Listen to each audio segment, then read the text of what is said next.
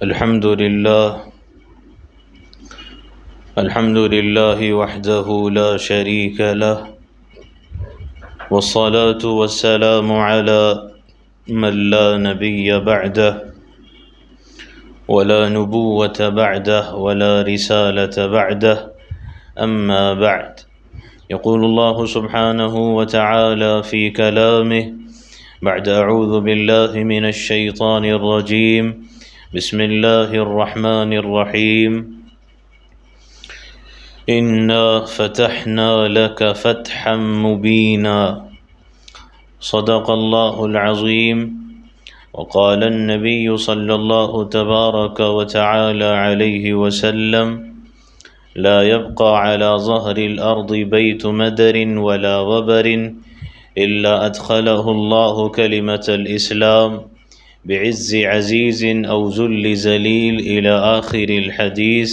أو كما قال عليه الصلاة والسلام. رسول اکرم سرور دو عالم،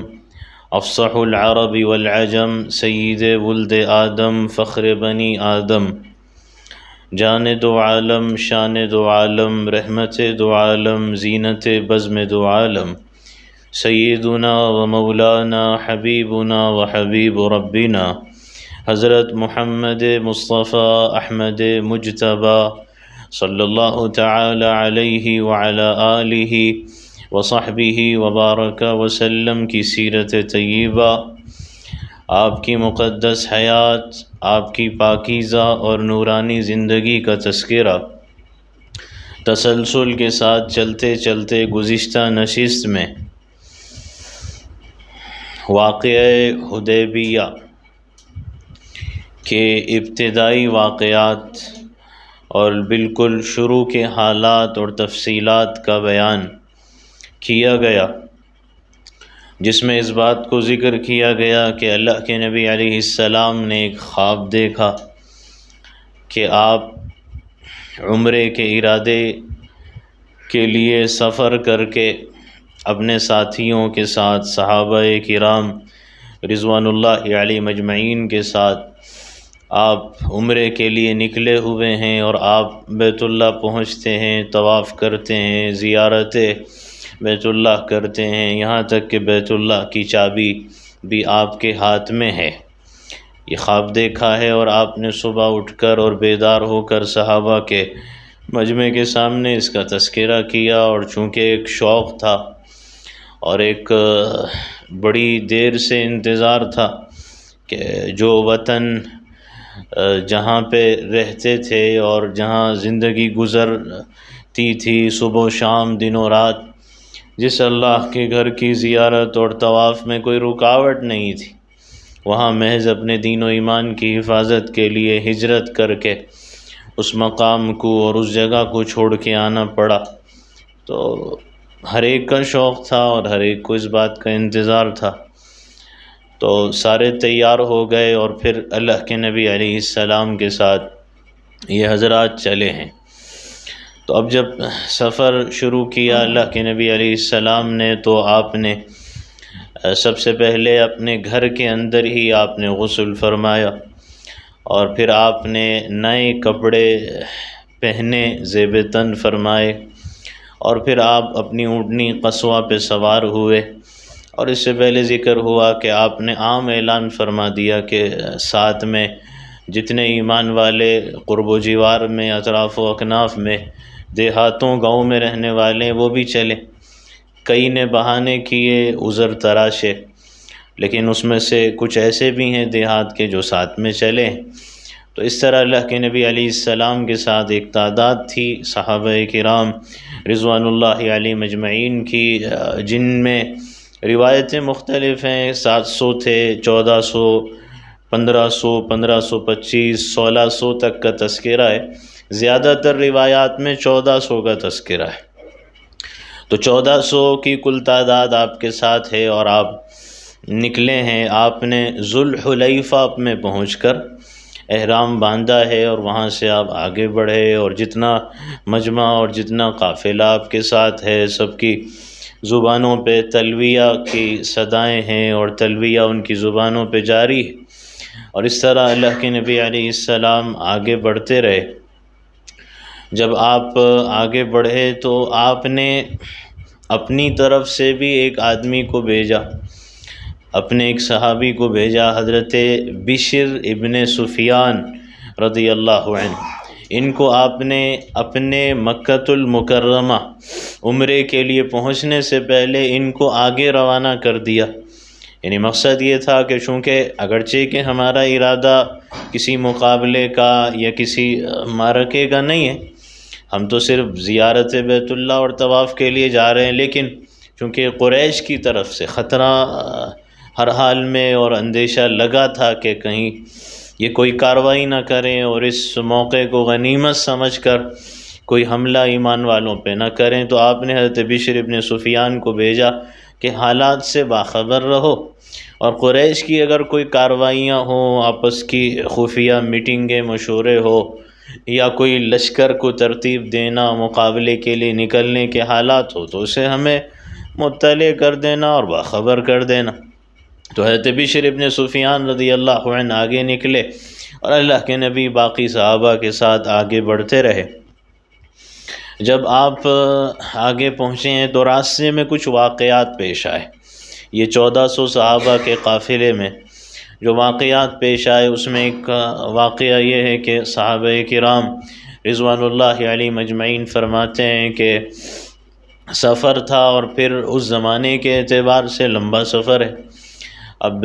ساتھ میں 1400 صحابہ ہیں اور ساتھ میں 200 گھوڑے بھی ہیں،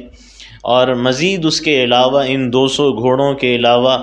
70 ہدی کے جانور بھی تھے۔ یعنی یہ جانور 70 اس لیے ساتھ رکھے گئے کہ بیت اللہ پہنچ کر ان کو وہاں ذبح کیا جائے گا، اس نیت سے جانور بھی اللہ کے نبی علیہ السلام نے لے لیے تھے۔ تو اب سفر جاری ہے۔ اب اس دوران ہوا یہ کہ جتنا پانی ساتھ میں موجود تھا مشکیزوں کے اندر، گھڑوں کے اندر،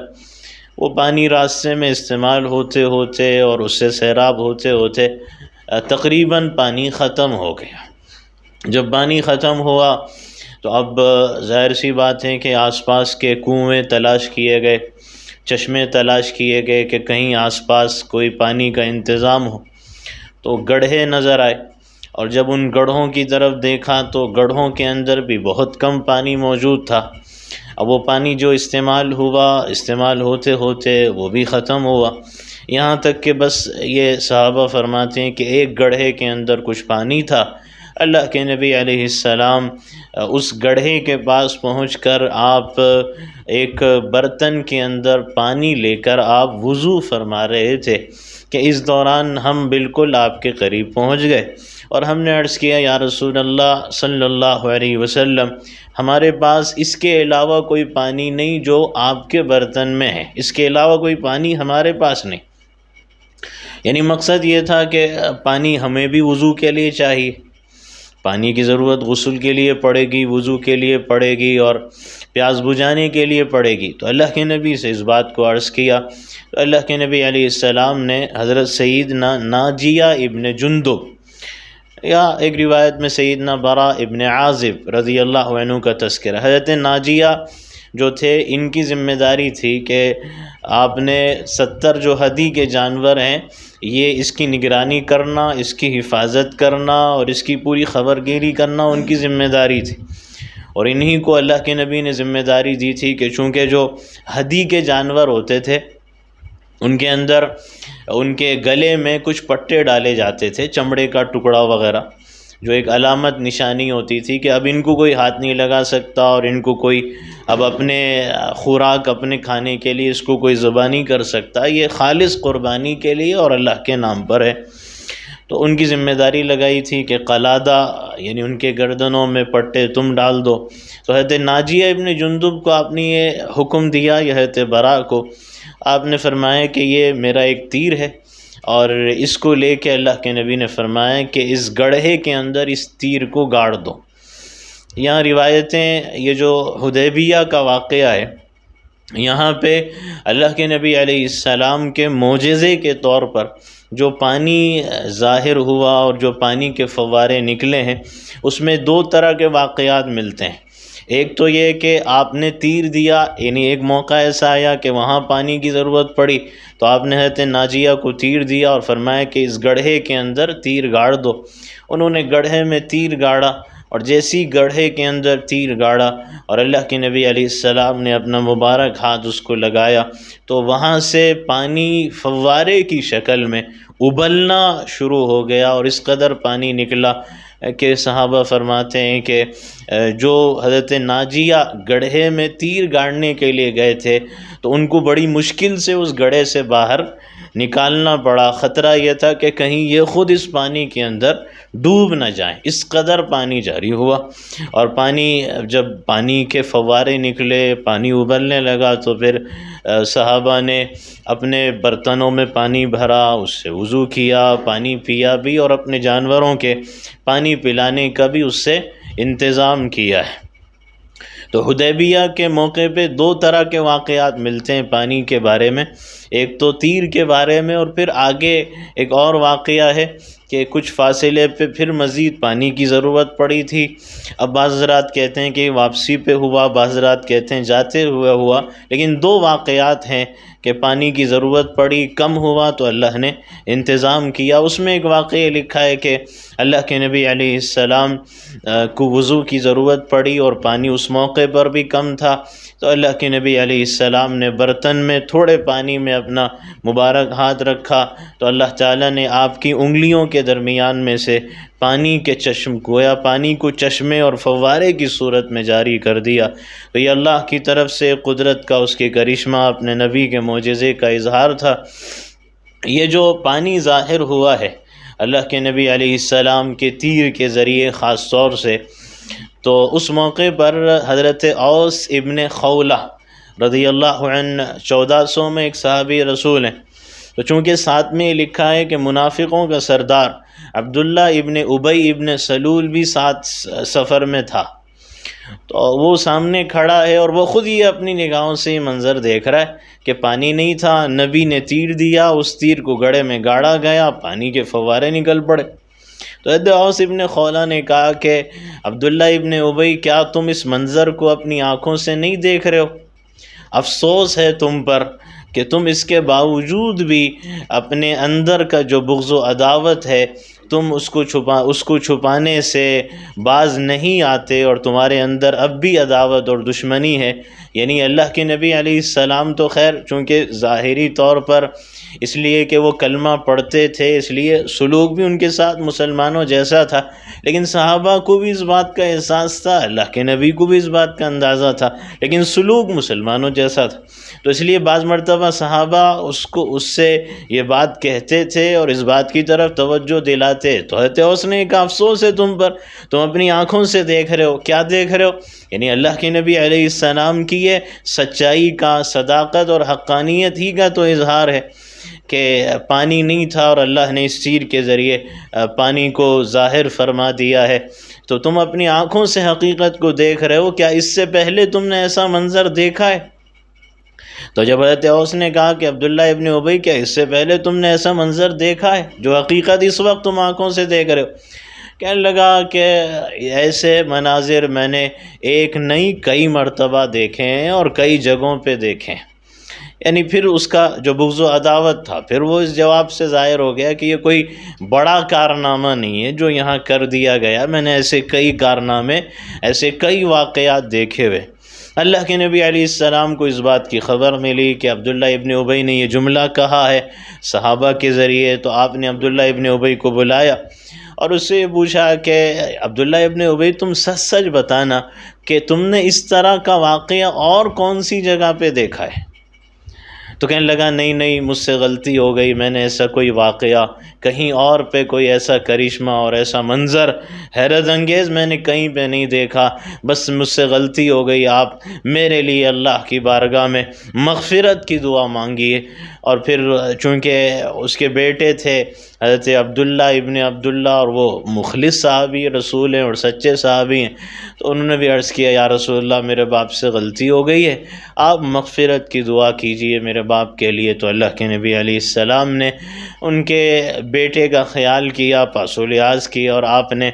اس کی غلطی پر اسی کے سامنے مغفرت کی دعا اللہ کی بارگاہ میں اس موقع پہ مانگی ہے۔ چونکہ ابھی اس کا کفر پہ موت ہوئی نہیں تھی اور کفر پہ مرنا بھی یقینی بتایا نہیں گیا تھا، تو اس وقت تک اس بات کی گنجائش تھی، تو اللہ کے نبی علیہ السلام نے یہ دعا مانگی، اور اس سے اللہ کے نبی کا مقصد یہ ہوتا تھا کہ مغفرت کی دعا سے کہ اللہ تعالیٰ ہدایت دے دے، ہدایت ملے گی تو اللہ مغفرت بھی کر دے گا،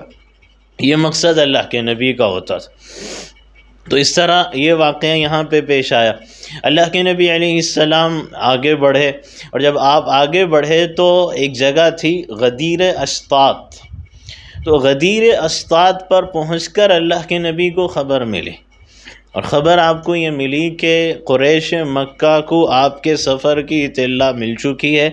کہ آپ بیت اللہ آ رہے ہیں، لہٰذا انہوں نے خود بھی تیاری کی ہے،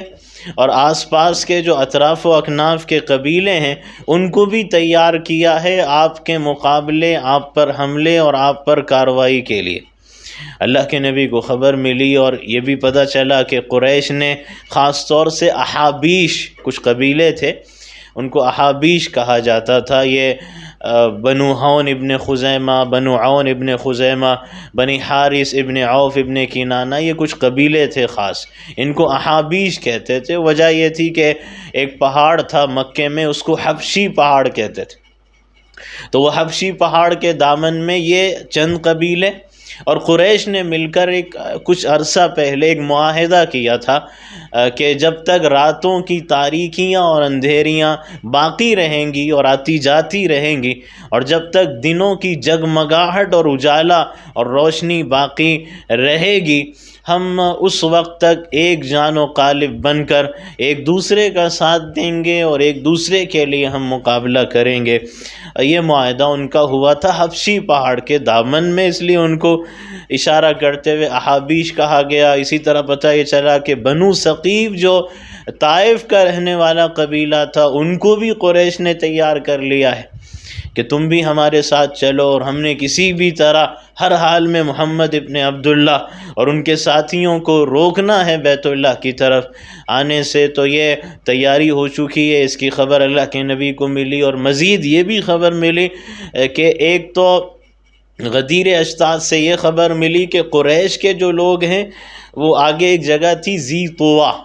تو ذی طویٰ مقام تک قریش کے کچھ لوگ پہنچ چکے ہیں، اور پھر انہوں نے اپنے آگے ایک علاقہ تھا بلدہ، تو بلدہ نامی علاقے تک قریش نے جتنے راستے میں پہاڑیاں ہیں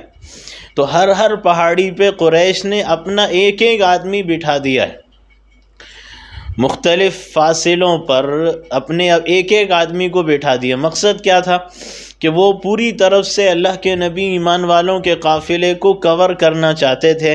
اور وہ ان کا مقصد یہ تھا کہ جتنے قریب میں ہم رہ سکیں ان کے اتنے قریب رہیں۔ ایک پہاڑی جو کہ اللہ کے نبی کے قافلے سے قریب ہوگی وہاں ایک آدمی متعین ہوگا، تو وہ پہاڑی کی اونچائی سے دوسری جو پہاڑی اس کے فاصلے پر ہے وہاں سے آواز لگائے گا، تو اس کی آواز دوسری پہاڑی والے تک پہنچے گی، اور پھر وہاں سے وہ اپنے پچھلی پہاڑی والے کو آواز دے گا۔ اس طرح مسلسل مستقل یہ اطلاع قریش تک پہنچتی رہے گی کہ اس وقت ایمان والے کیا کر رہے ہیں، کہاں رکے ہوئے ہیں، کہاں پڑاؤ ڈالا ہے، اور اس وقت تک کہاں تک وہ پہنچے ہیں، کیا ان کی تیاریاں ہیں، کیوں آئے ہیں۔ یہ پوری تیاری ہو چکی ہے۔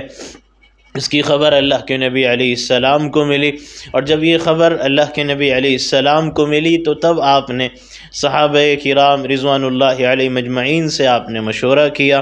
کہ تم بتاؤ کہ ان حالات میں، اس ماحول اور اس صورتحال میں ہمیں کیا کرنا چاہیے۔ ابھی اس مشورے کا مقصد یہ تھا کہ جس طرح یہ مقابلے کے لیے نکل گئے تو کیا ہم بھی جوابی مقابلہ کریں، اور ہم بھی پوری جوابی تیاری کر کے ان پر کوئی کارروائی کریں۔ یا یہ کہ ہم جس ارادے سے آئے بیت اللہ کی زیارت طواف عمرہ اسی ارادے کی نیت سے ہم آگے بڑھیں؟ تو رائے دو اور مشورہ دو، یہ اللہ کے نبی نے صحابہ سے پوچھا۔ تو سیدنا ابوبکر صدیق رضی اللہ عنہ نے عرض کیا کہ یا رسول اللہ صلی اللہ علیہ وسلم، آپ چونکہ بیت اللہ کی زیارت کے ارادے سے نکلے اور ہم بھی اسی لیے نکلے ہیں، تو اس لیے آپ اسی ارادے سے آگے بڑھیے اور قافلے کو مت روکیے۔ ہاں اگر کوئی ہمارے راستے میں کوئی رکاوٹ کھڑی کرے گا، رکاوٹ بنے گا، تو پھر ہم اس سے مقابلہ کریں گے، لیکن ہماری طرف سے کوئی مقابلے معرکے کا کوئی ارادہ نہیں ہوگا، یہ میری رائے ہے۔ سیدنا مقداد ابن اسود رضی اللہ عنہ کھڑے ہوئے، انہوں نے وہی جملے کہے جو غزوہ بدر کے موقع پر کہے تھے، اور وہ جملے انہوں نے یہ دہرائے غزوہ بدر کے، اور عرض کیا کہ یا رسول اللہ صلی اللہ علیہ وسلم، ہم وہ نہیں ہیں کہ جیسے حضرت موسیٰ علیہ السلام کی قوم تھی، بنی اسرائیل کی قوم، کہ حضرت موسیٰ نے کہا کہ چلو مقابلہ کرنا ہے ایک ایسی قوم سے جو کہ ظالم و جابر ہے، تو اس وقت انہوں نے جواب میں یہ کہا تھا، اور قرآن نے اس کو نقل کیا ہے کہ فَاذْهَبْ أَنْتَ وَرَبُّكَ فَقَاتِلَا إِنَّا هَاهُنَا قَاعِدُونَ، کہ آپ جائیے، اے موسیٰ علیہ السلام آپ جائیے مقابلے کو، آپ کا رب بھی ساتھ جائے اور آپ دونوں مقابلہ کیجئے، ہم تو یہیں بیٹھیں گے۔ ہم وہ نہیں ہیں، بلکہ ہم تو وہ ہیں جو یہ کہتے ہیں کہ فَاذْهَبْ أَنْتَ وَرَبُّكَ فَقَاتِلَا إِنَّا مَعَكُمَا مُقَاتِلُونَ، ہم تو اے اللہ کے نبی یہ کہتے ہیں کہ آپ بھی چلیے، اللہ یعنی رب کی مدد بھی ساتھ ہوگی، اور مقابلے کی ضرورت پڑے گی تو مقابلہ کر لیں گے۔ کیوں یہ جواب کیوں دیا؟ اس لیے کہ یہ جو نکلے ہیں عمرے کے لیے نکلے، تو اب جو عمرے کے ارادے سے نکلے تو وہ اپنے ساتھ مقابلے کے لیے کوئی ساز و سامان لے کے نہیں چلے، سوائے اس کے کہ جو میان کے اندر رکھا ہوا ہے، اور وہ اس دور میں مسافر اپنی حفاظت کے لیے رکھتے تھے، اس کے علاوہ کچھ بھی نہیں۔ تو ان حالات میں اگر مقابلے کی صورتحال بن جائے گی تو کیا ہوگا؟ 1400 کے ذہن میں کسی کے ذہن میں یہ سوال آ سکتا ہے نا کہ ہم تو یہاں آگے تک بڑھ گئے اور بغیر کسی تیاری کے ہیں، تو یہاں کیا ہوگا ہمارے پاس کوئی بچاؤ حفاظت کے لیے سامان نہیں۔ تو گویا یہ اپنے جواب کے ذریعے تمام صحابہ کے سامنے انہوں نے ان کی حوصلہ افزائی، ہمت افزائی کی، ہمت و جرأت بڑھائی کہ نہیں آپ اب بھی حکم دیں گے تو ہم بھی آپ کے ساتھ چلیں گے، مقابلے کی نوبت آئی مقابلہ ہوگا، عمرے کا موقع ملے گا عمرہ کریں گے۔ تو حضرت مقداد ابن اسود رضی اللہ عنہ نے بھی یہی جواب دیا۔ تو اللہ کے نبی علیہ السلام نے جب صحابہ کی طرف سے جواب ملا تو آپ بیت اللہ کی زیارت کے ارادے سے آگے بڑھے، کوئی ارادہ مقابلے کا نہیں۔ اور جب آپ آگے بڑھے اور آگے بڑھتے بڑھتے یہ لکھا ہے کہ اللہ کے نبی علیہ السلام جب آگے بڑھنے لگے تو آپ کو پھر یہ خبر ملی کہ قریش کا جو قافلہ ذی طوا تک پہنچ چکا تھا، انہوں نے اپنے 200 آدمی خالد ابن الولید کے ساتھ بھیجے ہیں جو ابھی اسلام نہیں لائے تھے۔ تو 200 آدمی خالد ابن الولید کے ساتھ ان کے آگے بڑھے ہیں، اور وہ مقام تھا قراء الغمیم۔ تو قراء الغمیم تک وہ 200 آدمی خالد ابن ولید کے ساتھ پہنچ چکے ہیں، اور وہ راستہ روکنا چاہتے ہیں، اور ان کا مقصد حملہ کرنا، ایمان والوں کے قافلے پر کارروائی کرنا ہے۔ یہ خبر اللہ کے نبی علیہ السلام کو ملی، تو پھر جب آپ کو یہ اطلاع ملی تو آپ نے پھر سیدنا عباد ابن بشر رضی اللہ عنہ کو آگے آپ نے روانہ کیا اور فرمایا کہ اگر یہ اس طرح کوئی کارروائی حملہ کرتے ہیں تو تم جوابی کارروائی کرو۔ تو ان کے ساتھ بھی پھر اللہ کے نبی علیہ السلام نے قافلے کی ایک جماعت کو بھیجا جن کی تعداد 200 میں تھی، یعنی ایمان والوں میں سے بھی 200 آگے بڑھے۔ کہ اگر یہ مقابلہ کریں گے تو ہم جوابی کارروائی کریں گے۔ لیکن روایت میں لکھا ہے کہ یہ جو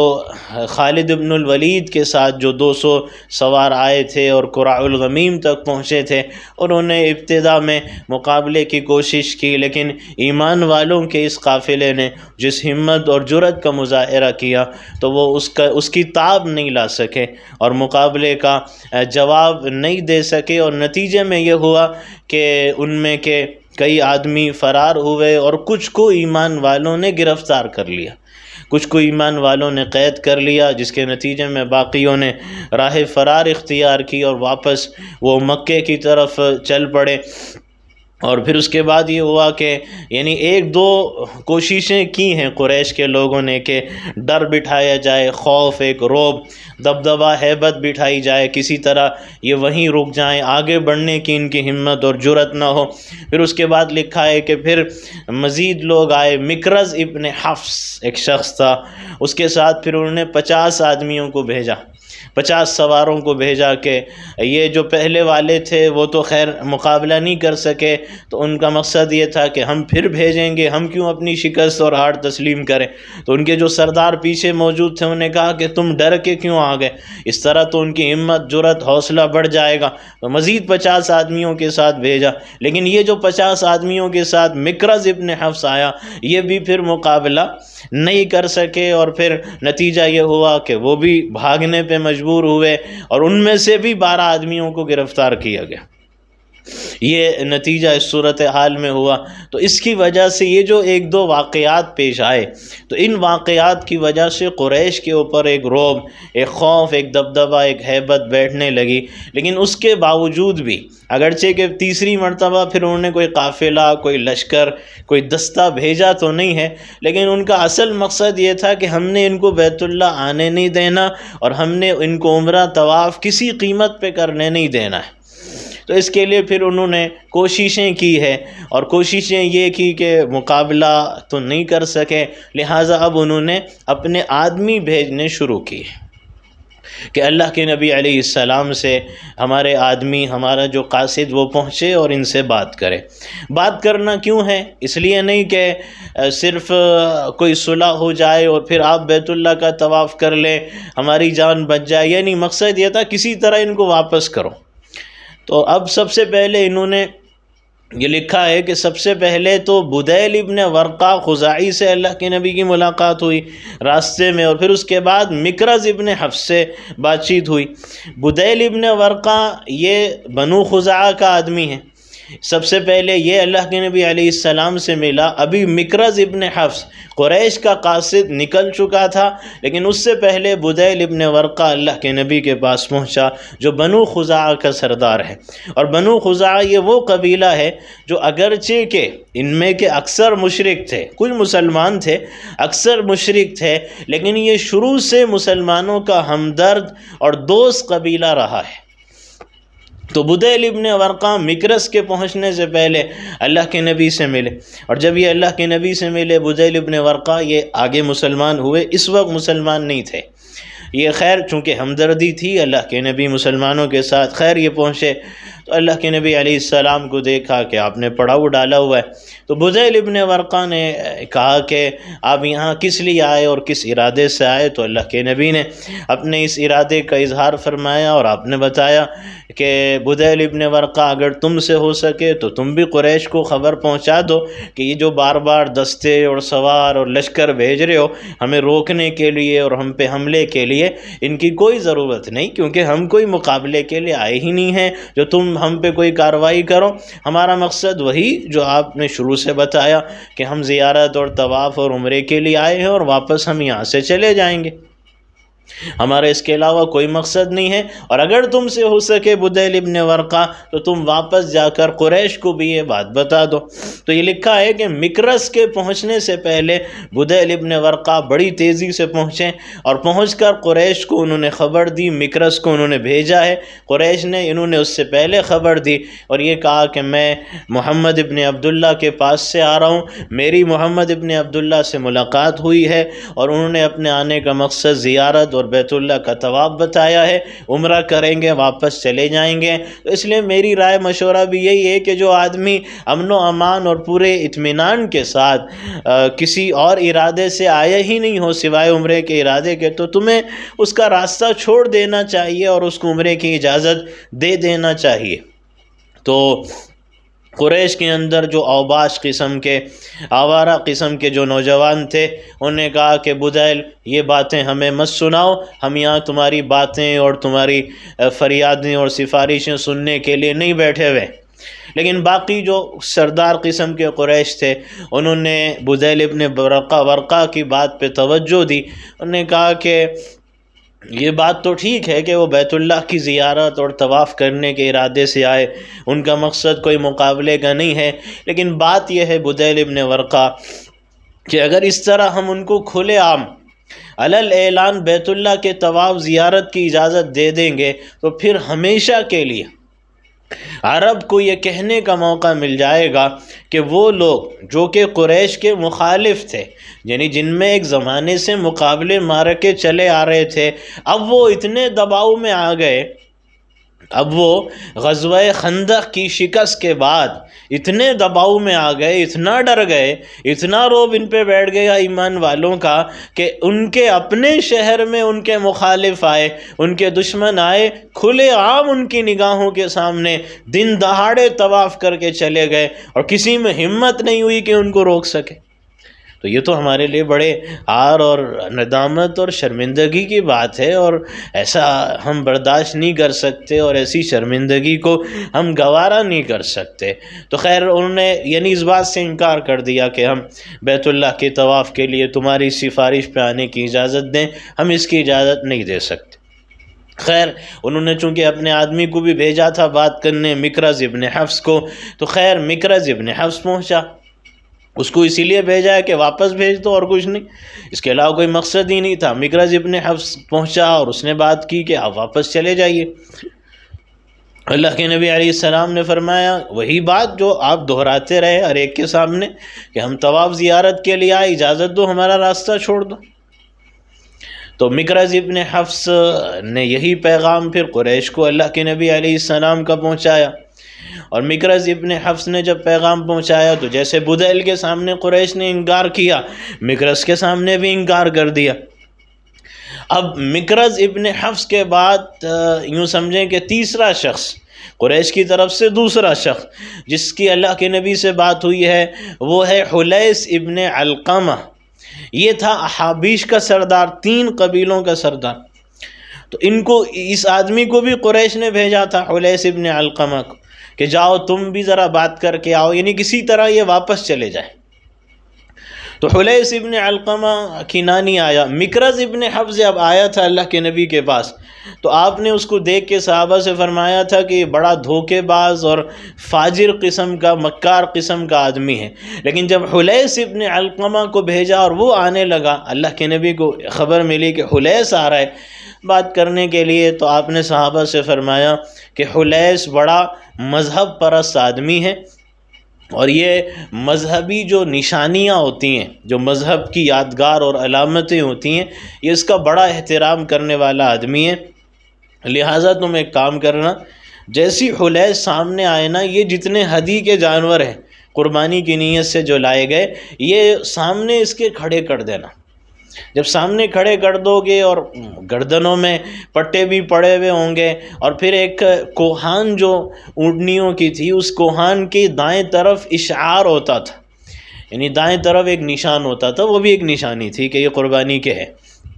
تو یہ بھی لگا دو، کیونکہ حلیس سے ایسے جانوروں کا بڑا احترام کرنے والا آدمی ہے۔ آپ کو اس بات کی خبر تھی، تو جیسی حلیس ابن علقمہ کنانی قریب آنے لگا تو اس کے بارے میں تو لکھا ہے کہ اس نے بات ہی نہیں کی، بلکہ جیسی جانور اس کو نظر آئے اور وہ پٹے پڑے ہوئے اور نشان کوہان کی طرف قربانی کا، تو وہ وہیں سے بغیر بات کیے واپس چلا گیا اور سیدھے قریش کے پاس پہنچا، اور قریش کے پاس پہنچ کے کہنے لگا کہ اے قریش مکہ، اس نے کہا کہ اللہ کی قسم کھا کے میں یہ کہتا ہوں کہ یہ جتنے لوگ آئے یہ صرف اور صرف طواف اور عمرے کے ارادے سے آئے، اور اس کی گواہی خود ان کے قربانی کے جانور دے رہے ہیں جس پہ علامتیں اور نشانیاں پڑی ہوئی ہیں، اور ان نشانیوں سے یہ پتہ چلتا ہے کہ یہ کافی وقت سے انتظار میں کہ بیت اللہ پہنچیں اور ان کو حدود حرم میں ان جانوروں کو ذبح کریں، لہٰذا اے قریش مکہ ان کا راستہ چھوڑ دو اور ان کو زیارت اور طواف بیت اللہ کی اجازت دو۔ جیسی حلیس نے یہ بات کہی تو قریش کے تیور بدل گئے، قریش بگڑ گئے، حالانکہ خود اس کو تیار کیا تھا قریش نے کہ تم اپنے قبیلوں کو لاؤ، ہمیں تمہاری مدد کی، تمہاری حمایت کی، تمہارے ساتھ کی ضرورت ہے، یعنی گویا منتیں سماجتیں کر کے اس کو لائے تھے، لیکن اس کا صلہ انہوں نے یہ دیا کہ جب اس نے سفارش کی تو صلہ انہوں نے یہ دیا، کہنے لگے قریش خاموش بیٹھ جا، اے حلیس اسکت یا حلیس، اے حلیس خاموش بیٹھ جا، تو کیا جانے، تو تو گاؤنٹی آدمی ہے، تو تو دیہات کا رہنے والا ان پڑھ گنوار قسم کا جاہل آدمی ہے، تجھے محمد ابن عبداللہ نے فریب دے دیا ہے، یعنی نعوذ باللہ اللہ کے نبی نے تجھے دھوکہ دے دیا ہے، یعنی اس طرح جانور سامنے کر کے، تجھے کیا پتہ اس بارے میں؟ تو خیر حلیس کو بھی غصہ آیا، وہ دیہات کا آدمی تھا اور سردار آدمی تھا۔ حلیس نے کہا کہ قریش مکہ ایسا نہیں ہو سکتا، میں اس بات کو ہرگز برداشت نہیں کروں گا، کیا میں نے اسی لیے تمہارے ساتھ معاہدے کیے تھے؟ کیا ہمارے عہد و پیمان تمہارے ساتھ اسی لیے تھے کہ تم اپنی مرضی سے جو چاہے کرو گے اور ہماری مرضی اور ہماری بات کو کوئی اہمیت نہیں دو گے؟ اگر تم یہ چاہتے ہو تو پھر سن لو، اور اس بات کو اچھی طرح سن لو۔ اس نے کہا کہ یا تو تم محمد ابن عبداللہ کا راستہ چھوڑو اور ان کے راستے سے درمیان سے ہٹ جاؤ، حالانکہ یہ مشرک ہے، یہ کہہ رہا ہے کہ راستے سے درمیان میں سے ہٹ جاؤ، اگر تم نہیں ہٹو گے اور اگر ان کو طواف اور زیارت کی اجازت نہیں دو گے تو میں اپنے سارے قبیلوں سمیت یہاں سے نکلوں گا اور اپنے اپنے علاقے میں واپس چلا جاؤں گا اور کبھی تمہاری مدد کی آواز پہ تمہارے ساتھ نہیں آؤں گا۔ صاف انکار کر دیا۔ تو قریش نے دیکھا کہ بڑا آدمی ہے، اس کی ضرورت پڑتی ہے، تو انہوں نے اس کو ذرا خاموش بٹھانے، اس کا غصہ ذرا ٹھنڈا کرنے کی کوشش کی۔ اس کو قریش نے کہا کہ نہیں غصے والی کوئی بات نہیں، ذرا بیٹھ جاؤ، دیکھتے ہیں، لیکن ہم ذرا محمد ابن عبداللہ سے کچھ اپنی باتیں بھی منوا لیں، کچھ اپنی شرطیں بھی منوا لیں، اس کے بعد دیکھتے ہیں کیا کرنا ہے آگے، تاکہ اس طرح وہ اپنے قبیلوں کو لے کے واپس نہ جائے، جب تک ضرورت رہے تب تک تو یہیں بیٹھا رہے۔ تو خیر اس کو ٹھنڈا کر کے انہوں نے خاموش بٹھانے کی اس موقع پہ کوشش کی ہے، لیکن روایت سے پتہ چلتا ہے کہ حلیس زیادہ دیر رکا نہیں، وہ بڑے غصے میں تھا، اس نے تینوں قبیلے اپنے ساتھ لیے اور واپس چلا گیا۔ اب قریش نے یہ دیکھا کہ مکرز بھیجا، واپس نہیں ہوا ایمان والوں کا قافلہ، حلیس بھیجا، واپس نہیں ہوا، انہوں نے کہا کہ چلو اور کوشش کر لیتے ہیں۔ تو پھر ان کے اندر ایک شخص ہے عروہ ابن مسعود ثقفی، طائف کا رہنے والا اور بنو ثقیف کے سرداروں میں، اس لیے کہ جو اس کا باپ ہے وہ سرداروں میں سے تھا، مسعود ثقفی، بلکہ اتنا بڑا سردار ہے کہ یہی ہے وہ شخص جس کے بارے میں یہ کہا تھا مشرکین نے، ایک یہ طائف کا مسعود ثقفی اور ایک مکے کا ولید ابن مغیرہ، یہ دو وہ لوگ ہیں جو سرداری میں مشہور اور جو دولت میں مشہور تھے، یعنی ان کے ٹکر کا نہ مکے میں ولید بن مغیرہ کی ٹکر کا کوئی، نہ طائف میں عروہ کے باپ مسعود کی ٹکر کا، نہ دولت میں نہ سرداری میں کوئی۔ اس لیے تو مشرکین نے کہا تھا، جس کو قرآن نے نقل کیا کہ وَقَالُوا لَوْلَا نُزِّلَ هَذَا الْقُرْآنُ عَلَى رَجُلٍ مِّنَ الْقَرْيَتَيْنِ عَظِيمٍ، انہوں نے کہا تھا کہ اگر قرآن اترنا ہی تھا، نبوت ملنی ہی تھی، رسالت سے نوازنا ہی تھا، تو دولت مندوں کو ملتی، سرداروں کو ملتی، اور سردار دو بستیوں کے بڑے آدمی ولید اور مسعود، ان کو ملنا چاہیے تھا۔ اس کا تذکرہ ہو چکا ہے ابتدا میں، تو یہ وہ ہے، اس کا بیٹا ہے عروہ ابن مسعود۔ اچھا، عروہ ابن مسعود یہ اب مسلمان نہیں، آگے چل کے یہ بھی اسلام لائے۔ تو عروہ ابن مسعود اس موقع پہ موجود تھے اور خود انہوں نے اپنی طرف سے اس بات کی خواہش ظاہر کی۔ انہوں نے کہا کہ اے قریش، کیا تم میرے لیے باپ کے درجے میں اور کیا میں تمہارے لیے بیٹے کے درجے میں نہیں ہوں؟ انہوں نے کہا بالکل ہے، ایک رشتہ تھا ان کے درمیان، اس لیے اس نے کہا کہ باپ بیٹے کا درجہ ہے ہمارا آپس میں۔ انہوں نے کہا بالکل ہے۔ تو عروہ نے کہا کہ اگر تم کہو تو میں تمہاری طرف سے بات کرنے کے لیے تیار ہوں، تم مجھے قاصد بنا کے بھیج دو۔ تو قریش نے کہا ٹھیک ہے، بہت اچھی بات ہے، تم بھی ہمارے ہی آدمی ہو، رشتہ داری بھی ہے، تو اس لیے اگر تم بات کرو تو بہت اچھا ہوگا۔ تو عروہ ابن مسعود نے کہا کہ میں بات تو کر لوں گا اور تو ساری تمہاری ہی بات رکھوں گا اور پوری کوشش کروں گا کہ وہ یہاں سے واپس چلے جائیں، لیکن بات یہ ہے کہ اب تک جو آدمی تم نے بھیجے، بلکہ اس سے پہلے جو ایک اور آدمی آیا تھا، وہ جو بھی واپس آیا تمہارے پاس بات کر کے، تو تم نے جو بدتمیزیاں ان کے ساتھ کی ہے اور جس ناشائستہ انداز میں تم نے گفتگو کی ہے اور جو بدسلوکی تم نے کی ہے اور جتنا تم نے ان کو ذلیل و رسوا کیا ہے، یہ ذلت و رسوائی میں برداشت نہیں کروں گا۔ یہ بات اچھی طرح سن لو، یہ نہیں کہ پھر میں بھی آؤں تو تم بھی میرے بارے میں ایسی باتیں کہنا اور تم مجھے خاموش کرنے کی کوشش کرنا، یہ میرے ساتھ نہیں چلے گا۔ انہوں نے کہا ٹھیک ہے، نہیں ہم تمہارے ساتھ یہ سلوک بدتمیزی بدسلوکی کا نہیں کریں گے۔ خیر، عروہ ابن مسعود ثقفی کو انہوں نے اپنا قاصد بنا کے بھیجا اور عروہ ابن مسعود ثقفی یہ پہنچے۔ عروہ ابن مسعود ثقفی جب اللہ کے نبی علیہ السلام کے پاس پہنچے، یعنی یہ وہ موقع ہے کہ چلتے چلتے آپ نے حدیبیہ کے مقام پہ پڑاؤ ڈال دیا تھا۔ ایک بات یہ لکھی ہے کہ آپ نے ابتدا میں راستہ بھی تبدیل کیا تھا۔ جب یہ ایک دو قافلے مقابلے کے لیے آئے تھے تو اس وقت آپ کو اندیشے خطرے محسوس ہوئے تھے، تو آپ نے راستہ بھی تبدیل کیا تھا، غیر معروف راستے سے آپ مکے کی طرف آگے بڑھے اور پھر کچھ مقام کے بعد پھر وہی راستہ آپ نے اختیار کیا تھا جو معروف راستہ ہے۔ اس طرح آپ حدیبیہ تک پہنچ گئے، جس کو آج کل شمیسیہ کہا جاتا ہے۔ تو یہاں آپ نے پڑاؤ ڈالا ہوا ہے، عروہ ابن مسعود ثقفی یہاں پہنچتا ہے۔ اب جب یہ اللہ کے نبی علیہ السلام کے پاس پہنچا تو 1400 صحابہ کا قافلہ آپ کے ساتھ ہے اور آپ کے ارد گرد جو بالکل قریب میں پہرے دار بھی ہیں۔ حضرت محمد ابن مسلمہ رضی اللہ عنہ سواروں کے ساتھ بھی موجود ہیں، کچھ صحابہ پیدل بھی موجود ہیں جو بالکل قریب ہیں کہ کہیں کوئی موقع کی تلاش میں اللہ کے نبی پہ کوئی کارروائی نہ کر دے۔ تو جیسی عروہ ابن مسعود ثقفی یہ قریب پہنچا تو قریب پہنچتے ہی اس نے اللہ کے نبی علیہ السلام کو یعنی غصہ دلانے کی کوشش کی اور اس انداز میں بات کیا۔ شروع میں جو گفتگو کا انداز تھا وہ ناشائستہ انداز تھا، غیر مہذب انداز تھا، اور اس نے یہ کہا کہ اے محمد ابن عبداللہ، یہ جو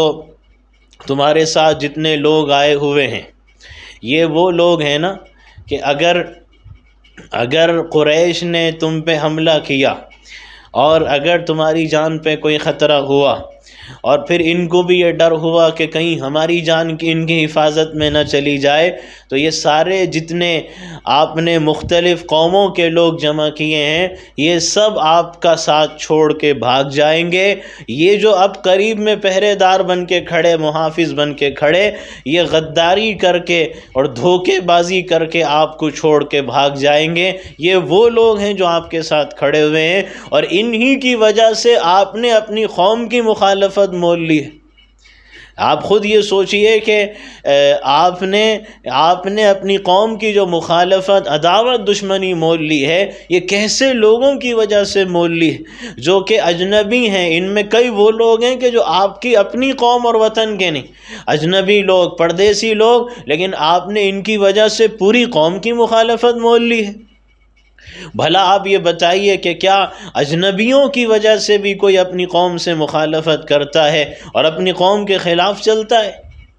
تو جب یہ بات عروہ ابن مسعود نے کی تو اب اس میں جو پہلو تھا، ایک تو یہ بھی تھا کہ اللہ کے نبی کے ساتھ ایک بدتمیزی کہ آپ نے یہ کیا کر دیا، اور پھر صحابہ جو موجود ہیں ان کو غدار بتا رہے ان کو دھوکے باز بتا رہا ہے کہ وقت آئے گا تو یہ بھاگ جائیں گے، چھوڑ کے چلے جائیں گے۔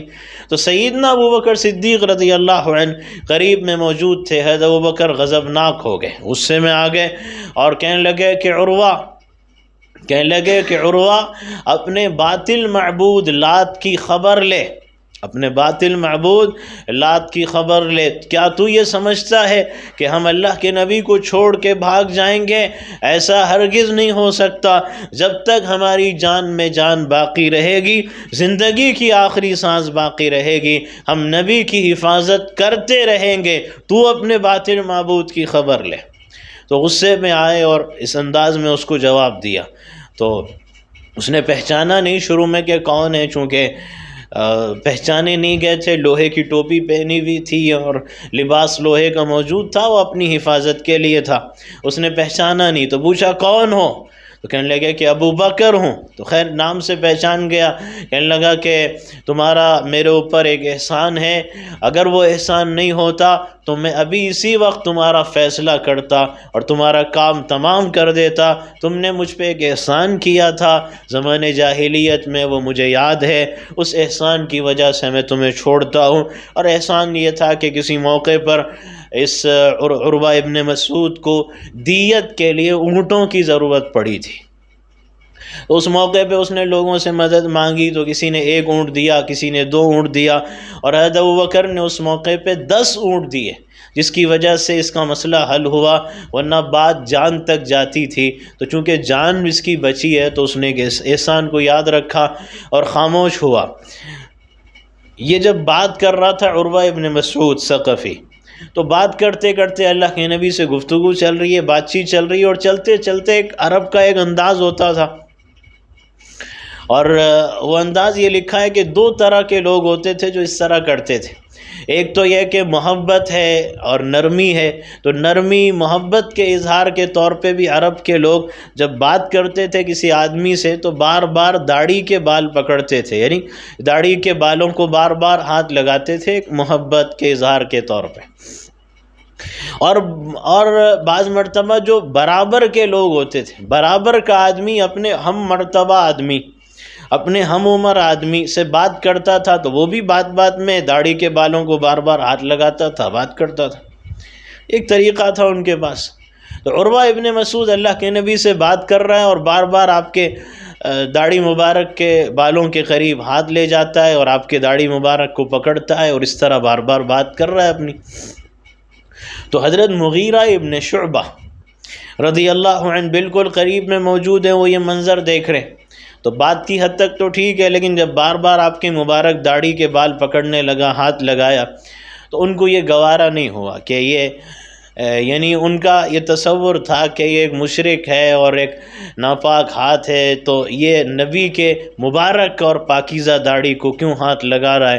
تو ان کو یہ بات ناگوار ہوئی، انہوں نے کہا کہ اپنا ہاتھ روک لے، اپنا ہاتھ روک لے اور اپنے ہاتھ کو ہٹا لے، اور اللہ کے نبی کی داڑھی مبارک سے اپنے ہاتھوں کو دور رکھ۔ جب انہوں نے یہ آواز دی تو وہ کہنے لگا کہ اے محمد ابن عبداللہ یہ کون ہے؟ اور اس نے اپنے الفاظ میں کہا کہ یہ تو بڑا، عروہ نے یہ کہا کہ یہ تو بڑا بدتمیز آدمی، ناشائستہ آدمی، بد زبان آدمی معلوم ہوتا ہے جو اس طرح مجھ سے بات کر رہا ہے۔ تو یہ عروہ کے جملے تھے۔ تو چونکہ یہ بھی لوہے کے لباس میں لوہے کی ٹوپی پہنی ہوئی تھی، انہوں نے تو پہچانا نہیں عروہ نے۔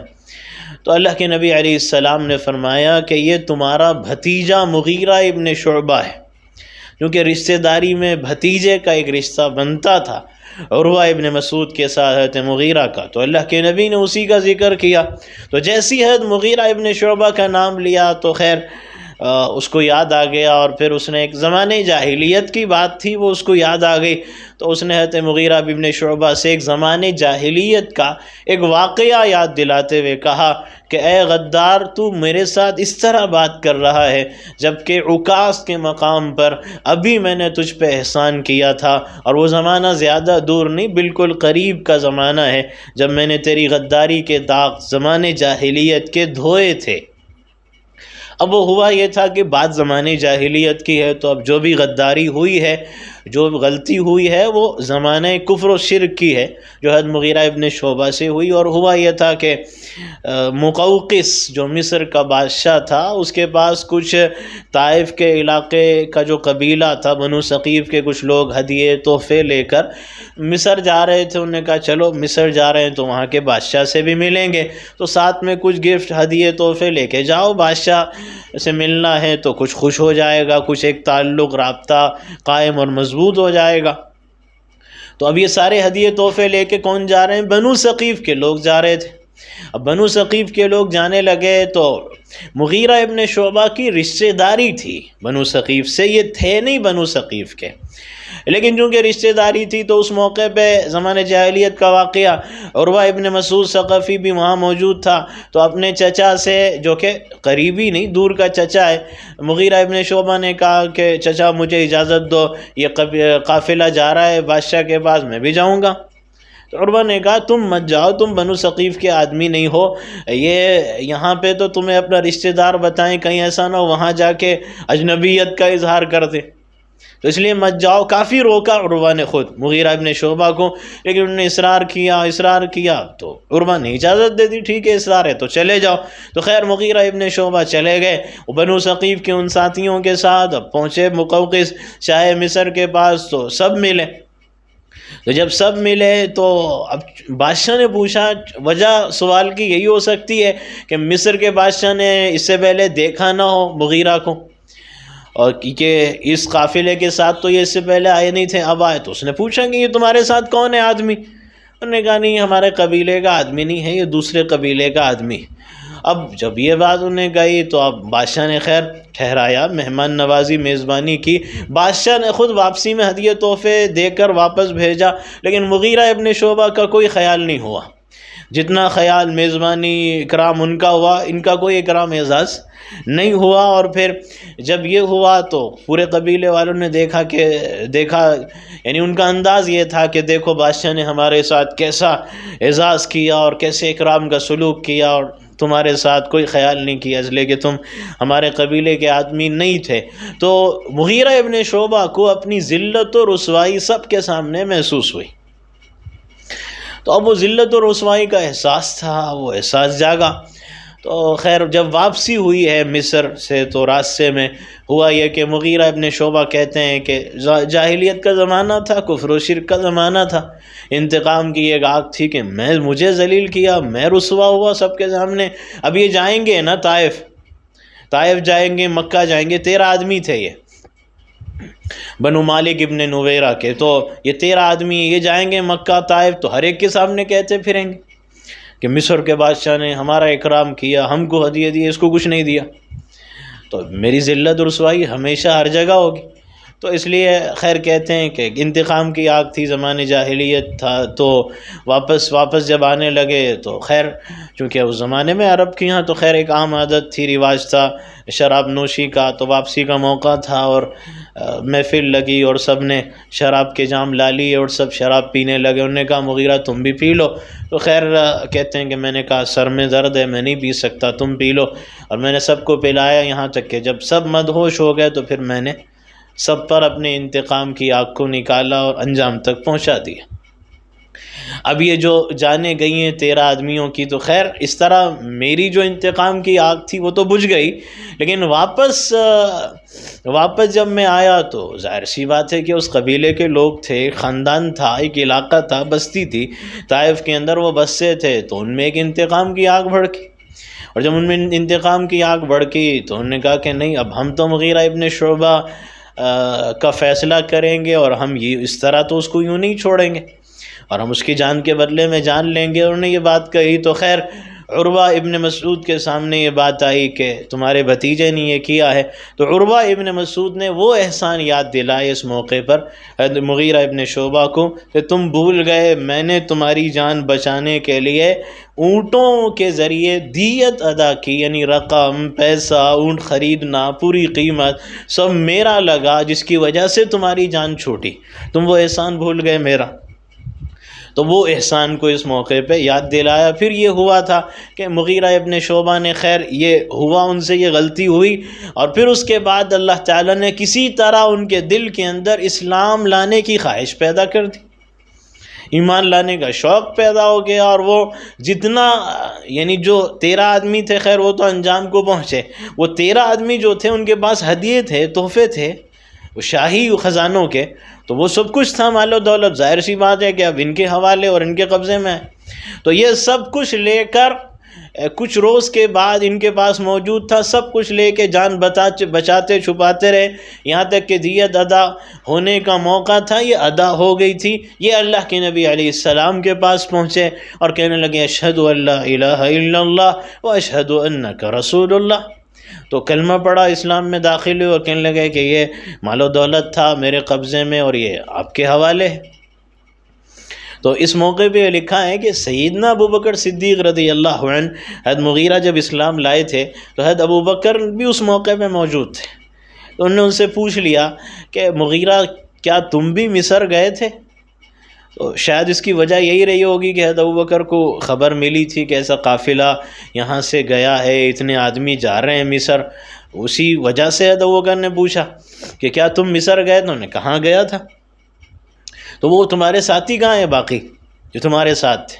تو کہا نہیں، بس مجھ سے یہ غلطی ہوئی اور اس طرح ہوا۔ پھر یہ مال و دولت کہا ان کے قبضے کا ہے، ان کے پاس کا ہے جو میرے پاس ہے۔ تو اللہ کے نبی علیہ السلام کے سامنے یہ بات آئی اور انہوں نے کہا یا رسول اللہ میری طرف سے یہ مال دولت ہے، سارا قبول کر لیجئے۔ تو آپ نے فرمایا کہ ہم تمہارا اسلام تو قبول کرتے ہیں لیکن تمہارا مال ہم قبول نہیں کرتے، اس لیے کہ یہ مال غداری کے ساتھ لیا گیا ہے۔ غداری کیوں؟ اس لیے کہ جو 13 آدمی تمہارے ساتھ تھے وہ سب اپنی جان مال کو تم سے محفوظ سمجھتے تھے، ان کو کوئی خطرہ نہیں تھا، بھئی ہمارا آدمی یہ جان مال کی حفاظت کرے گا، کوئی خطرہ نہیں ہوگا، لیکن تم نے غداری کی اور دھوکے سے یہ کام کیا ہے۔ تو دھوکے اور غداری کا مال، ناجائز قبضے کا مال ہم قبول نہیں کرتے۔ اسلام قبول ہے لیکن ناجائز قبضے کا مال یہ قبول نہیں کیا جائے گا، اگرچہ کہ وہ غیر ایمان والوں کا ہے، اگرچہ کہ وہ کفار و مشرکین کا ہے، لیکن اس کو قبول نہیں کیا جائے گا۔ وجہ کیا ہے؟ یہ غداری کے ساتھ ہوا۔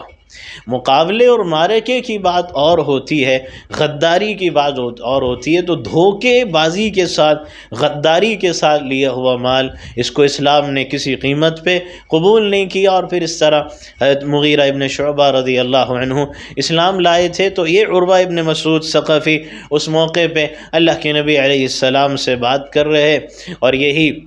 گفتگو یہی چلی اللہ کے نبی کی عروہ کے ساتھ بھی کہ زیارت اور طواف بیت اللہ، اور اس کے علاوہ ہمارا کوئی ارادہ نہیں۔ اور آپ نے عروہ سے یہاں تک فرما دیا کہ اے عروہ، یا تو قریش مجھے طواف بیت اللہ کی اجازت دے دے، یا تو آپ نے دوسری بات کی طرف بھی یہاں اشارہ فرما دیا، صلح سے پہلے آپ نے اشارہ فرما دیا کہ اگر قریش آج کے دن میرے ساتھ کوئی ایسا معاہدہ، کوئی ایسی صلح کرنا چاہے جس میں شریعت کے خلاف کوئی بات نہ ہو،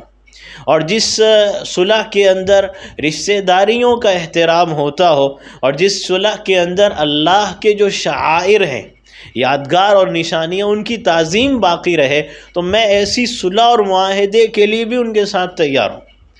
یا تو زیارت بیت اللہ، طواف بیت اللہ، یا صلح ہوگی۔ اگر یہ نہیں ہوگا تو پھر اللہ کے نبی علیہ السلام نے فرمایا کہ پھر مقابلہ ہوگا، اور پھر یہاں تک ہوگا کہ اللہ تعالیٰ، یہاں تک یہ مقابلہ ہوگا کہ اللہ تعالیٰ فیصلہ کر دے غالب کرنے کا یا مغلوب کرنے کا، یہاں تک کہ اللہ تعالیٰ، اللہ کے نبی کے الفاظ یہ تھے کہ یہاں تک کہ اللہ تعالیٰ میری شہادت کا فیصلہ کر دے، اس وقت تک ان سے مقابلہ ہوگا۔ اگر یہ 2 صورتیں اور 2 رائے یہ قبول نہیں کرتے، تو عروہ ابن مسعود سے یہ بات ہوئی اور سارا منظر عروہ ابن مسعود نے دیکھا، صحابہ جو وہاں موجود تھے ان کی عقیدت کا، ان کی محبت کا، ان کی والہانہ شیفتگی وارفتگی کا منظر بھی عروہ نے دیکھا۔ عروہ نے یہ ساری گفتگو، یہ ساری بات چیت، سارا منظر دیکھ کر عروہ یہاں سے واپس پلٹا قریش کے پاس، اور جب قریش کے ساتھ واپس پلٹا تو عروہ نے سب سے پہلے اس منظر کا ذکر کیا۔ عروہ کہنے لگا کہ سب سے پہلے قریش میں تمہیں یہ بات بتا دوں کہ میں کسریٰ کے دربار میں بھی گیا ہوں اور میں قیصر کے محل میں بھی گیا ہوں، میں نے حبشے کے بادشاہ نجاشی کے محل کا جاہ و جلال بھی دیکھا ہے، میں نے اس کے حشم و خدم، نوکر و چاکر بھی دیکھے ہیں، لیکن میں نے کسی کے ساتھیوں کو اور کسی کے خادموں کو کسی کے ساتھ اتنی محبت اور ایسی عقیدت کرتے ہوئے نہیں دیکھا جتنی محمد ابن عبداللہ کے ساتھیوں کو ان کے ساتھ نظر آتی ہے، اس لیے کہ میں نے ایسا منظر دیکھا کہ جب محمد ابن عبداللہ وضو کرتے ہیں اور وضو کرتے ہوئے پانی ان کے ہاتھوں سے گرتا ہے تو 1400 کے قافلے میں کوئی ایک بھی ان کے پانی کے قطرے کو زمین پر گرنے نہیں دیتا، ہر ایک اپنے بدن پہ، اپنے ہاتھوں پہ، اپنے چہرے پہ اس پانی کو برکت سمجھ کے مل لیتا ہے۔ اور پھر اس نے یہاں تک کہا جو اس نے غور سے منظر دیکھا ہے، اس نے یہ کہا کہ میں نے یہ منظر دیکھا کہ محمد ابن عبداللہ کا اگر لعاب دہن نکلتا ہے، ان کا جو مبارک تھوک نکلتا ہے تو اس کو بھی وہ زمین پہ گرنے نہیں دیتے، برکت سمجھ کے وہ اس کو اپنے بدن، ہاتھوں اور چہروں پہ مل لیتے۔ اس نے کہا یہ منظر تھا ان کی عقیدت کا اور محبت کا، اور پھر اس نے یہاں تک کہا کہ محمد ابن عبداللہ کے ساتھی ایسے ہیں کہ اگر وہ ان کو حکم تو دور کی بات، اگر وہ اشارہ بھی کسی چیز کا کریں تو ان کے اشارے پہ عمل کرنے کے لیے وہ دوڑ پڑتے ہیں۔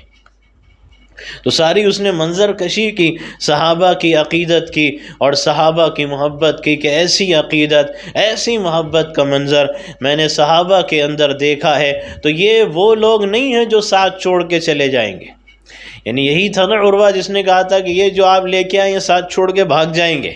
اور یہی یہ کہنے پہ مجبور ہے کہ یہ وہ لوگ نہیں جو ساتھ چھوڑ کے بھاگیں گے۔ اس نے قریش سے کہا کہ یہ تو وہ لوگ ہیں کہ ان کی زندگی کی آخری سانس تک یہ اپنے نبی کی حفاظت کریں گے،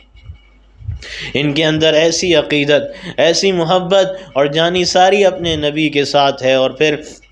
اس نے ساری بات سنائی کہ وہ یہی کہہ رہے ہیں کہ زیارت بیت اللہ، طواف بیت اللہ ہو یا کوئی اگر صلح کی بات کرنا چاہو تو میں اس کے لیے تیار ہوں، ورنہ اس کے بغیر میں یہاں سے واپس جانے کے لیے تیار نہیں ہوں۔ عروہ ابن مسعود نے یہ اللہ کے نبی کی بات بھی سنائی اور ساتھ میں اپنی طرف سے بھی سفارش کی، یعنی جو خود آیا تھا اور یہ کہتے ہوئے کہ یہ سب بھاگ کے چھوڑ کے جائیں گے، وہ خود یہ کہنے پہ مجبور ہے، اور وہ قریش سے یہ کہہ رہا ہے سفارش کرتے ہوئے کہ قریش میری رائے اور مشورہ تو یہ ہے کہ تم بھی محمد ابن عبداللہ کا راستہ چھوڑ دو، تم بھی ان کے قافلے کو آنے دو اور اطمینان سے ان کو عمرہ کر کے یہاں سے جانے دو۔ تو قریش نے کہا کہ نہیں عروہ، یہ نہیں ہو سکتا کہ ہم ان کو طواف اور زیارت کی اجازت دیں اور ہم ان کو یہاں آنے دیں۔ تو عروہ نے کہا کہ اگر تم میری اس بات کو ماننے اور قبول کرنے کے لیے تیار نہیں جس کے اندر تمہارے لیے خیر اور بہتری اور بھلائی ہے، تو عروہ کے جملے یہ تھے کہ پھر میں یہ دیکھ رہا ہوں کہ تم ہلاک ہوگے، تم تباہ ہوگے اور تم برباد ہوگے۔ عروہ کے یہ جملے تھے، یعنی اس کا جو اندازہ تھا کہ یہ تھا کہ اگر نہیں مانو گے تو تم خود تباہ برباد ہوگے۔ اور یہ کہہ کر عروہ ابن مسعود نے، چونکہ قریش اس کی سفارش اور بات نہیں مان رہے، تو عروہ ابن مسعود اپنے قبیلے کو لے کر یہاں سے نکل گیا کہ نہیں، جب تم میری بات نہیں مانتے تو میں تمہارے ساتھ کیوں رہوں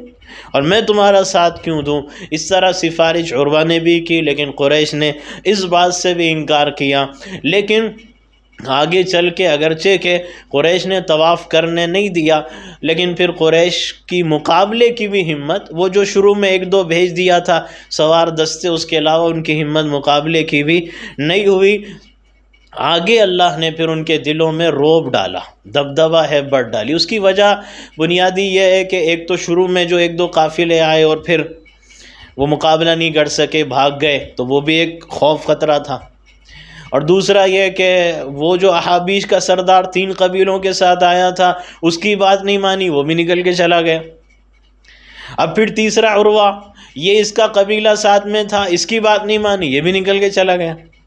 تو اس طرح یہ ہوا کہ یہ اللہ نے ایسا انتظام کیا یہاں پہ قریش کے دلوں میں رعب بٹھانے کا کہ خود بخود قریش نے گویا یوں سمجھیں کہ جو پہلے خود مقابلے کے لیے نکلے تھے، خود انہوں نے گویا ہتھیار ڈال دیے، وہ خود مجبور ہوئے صلح کرنے پہ، معاہدہ کرنے پہ وہ خود مجبور ہوئے۔ اور بلکہ یہ لکھا ہے کہ سہیل ابن عمرو کو انہوں نے بھیجا،